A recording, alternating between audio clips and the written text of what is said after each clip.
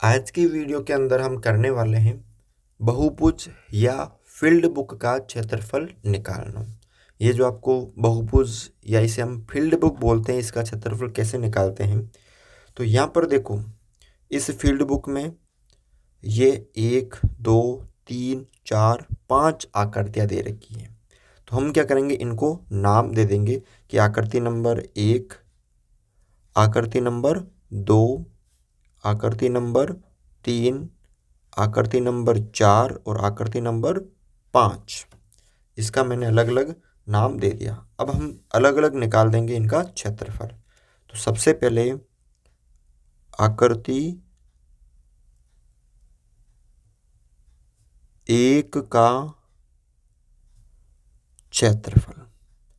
अब यहाँ पे आकृति 1 कैसी है, त्रिभुजाकार है। तो त्रिभुज का क्षेत्रफल क्या होता है, 1/2 इंटू आधार इंटू ऊंचाई। 1/2 की जगह 1/2 इंटू आधार कितना है 20 इंटू ऊंचाई कितनी है, टोटल देखो 50 है, 0 से लेकर 50 तक है। तो हमें बस इतनी चाहिए, यहाँ से लेकर यहाँ तक। तो यहाँ तक देखो कितनी है 30 है, ये नीचे नीचे से कितनी है 30 है। तो 50 में से 30 माइनस कर देंगे तो ये 20 आ जाएगी ना। टोटल 50 है, 50 में से अगर मैं ये 30 माइनस कर देता हूँ तो पीछे 20 आ जाएगी। तो 2 से काट दिया मैंने इसको 10 बार, 20 को मैंने 10 से गुणा किया तो 200 वर्ग इकाई। अब यहाँ पे ये जो मान है वो सिर्फ आपको दे रखा है सेंटीमीटर मीटर, कुछ नहीं दे रखा है, तो वर्ग इकाई लिखना है। इसी तरह आकृति 2 का क्षेत्रफल। अब आकृति 2 कैसी है, तो वो है समलंब चतुर्भुज। तो उसका क्षेत्रफल का जो सूत्र होता है वो होता है 1/2 इंटू समांतर भुजाओं का योग इंटू ऊंचाई। तो 1/2 इंटू समांतर भुजाओं का योग 20 + 10 30 इंटू ऊंचाई कितनी है 30 है पूरी, यहाँ से लेकर यहाँ तक 30 है, हमें सिर्फ यहाँ से यहाँ तक चाहिए। तो यहाँ तक है 10, अगर 30 में से ये 10 माइनस कर देता हूँ तो पीछे कितनी आ जाएगी 20 आ जाएगी ना। तो 20।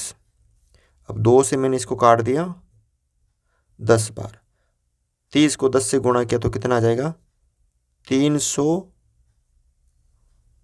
वर्ग इकाई। उसके बाद देखो आकृति 3, आकृति 3 का क्षेत्रफल। इसका हम नाम भी दे सकते थे, जैसे ABC कुछ भी दे सकते थे इस, ठीक है ना। तो आकृति 3 कैसी है, त्रिभुज है। तो त्रिभुज का क्या होता है 1/2 इंटू आधार इंटू ऊंचाई। 1/2 आधार कितना है 10 और ऊंचाई कितनी है यहाँ से यहाँ तक 10। 2 से काट दिया मैंने इसको 5 बार, तो 10 को 5 से गुणा किया तो 50। तो कितनी आ गई 50 वर्ग इकाई। उसके बाद देखो आकृति 4 का क्षेत्रफल। आकृति 4 कैसी है, त्रिभुज है। तो 1/2 इंटू आधार इंटू ऊंचाई।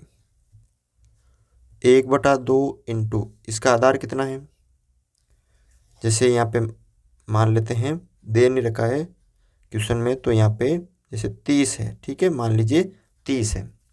तो आधार कितना है यहाँ पे 30 है, इंटू ऊंचाई। ऊंचाई का मतलब यहाँ से यहाँ तक, देखो यहाँ से यहाँ तक कितनी है, टोटल 50 है। 50 में से ये 20 में माइनस कर देता हूँ तो ये कितनी आ जाएगी 30 आ जाएगी ना। 50 में से ये 20 हो गई तो ये टोटल 30। अब 2 से काट दिया मैंने इसको 15 बार, 15 को मैंने 30 से गुणा किया तो 450 वर्ग इकाई। इसी तरह अब आकृति 5 कैसी है, त्रिभुज। तो आकृति 5 का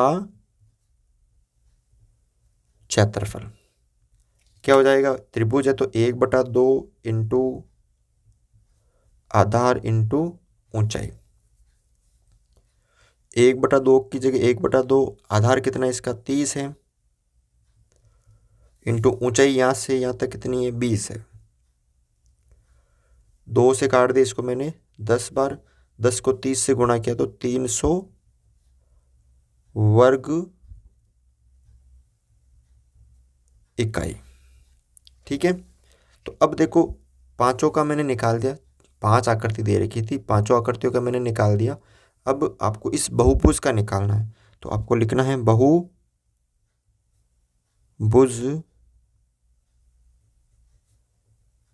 का क्षेत्रफल। तो कैसे निकालेंगे, आकृति 1 का क्षेत्रफल प्लस आकृति 2 का क्षेत्रफल प्लस आकृति 3 का क्षेत्रफल प्लस आकृति 4 का क्षेत्रफल प्लस आकृति 5 का क्षेत्रफल। अलग अलग मैंने जोड़ दिया। तो यहाँ पे देखो आकृति 1 का कितना आया था 200 प्लस आकृति 2 का कितना आया था 300 प्लस आकृति 3 का कितना आया था 50, आकृति 4 का 450 और आकृति 5 का 300। सबको जोड़ दीजिए, यहाँ पे 200 और 300 हो गए 500, 50 इधर रखे तो 500 और 500 1000 और ये 300 यानी 1300 हो गए, यानी 1300 वर्ग इकाई।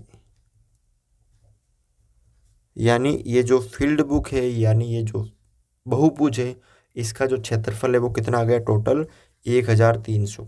यानी आपको करना क्या, पहले इन सब आकृतियों का अलग अलग निकालना है, वर्ग हो, आयत हो, समलंब चतुर्भुज हो, ठीक है, या त्रिभुज हो, इनका अलग अलग निकालना है, फिर इन सबको जोड़ लेना है।